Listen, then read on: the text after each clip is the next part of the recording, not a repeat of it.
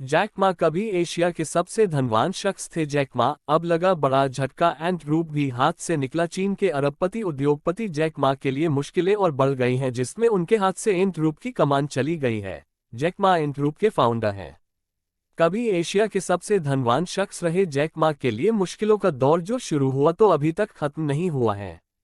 काफी समय तक उनके बारे में खबरें आती रहीं। अब एक ऐसी खबर आई है जो जैक मा के लिए सबसे बड़ा झटका है।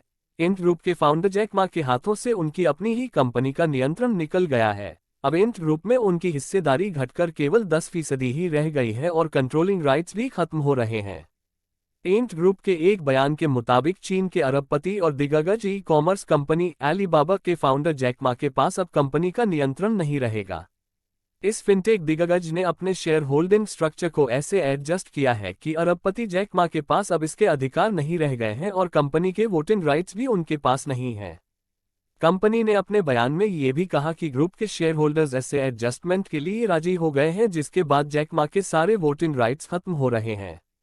एंट ग्रुप को आईपीओ के लिए और करना होगा इंतजार। जैक मा का सबसे बहुमूल्य एसेट उनके हाथ से निकल गया है। एंट ग्रुप के शेयरहोल्डिंग पैटर्न में बदलाव का अर्थ ये है कि इसे अपना आईपीओ के लिए और ज्यादा इंतजार करना होगा, जो पहले से ही लंबे इंतजार में है। चीन की सरकार ने साल 2021 में एंट कंपनी के ब्लॉकबस्टर $37 बिलियन के आईपीओ पर रोक लगा दी थी और एलिबाबा कंपनी पर भरोसे का दुरुपयोग करने के नाम पर रिकॉर्ड $2.8 बिलियन का जुर्माना लगा दिया था।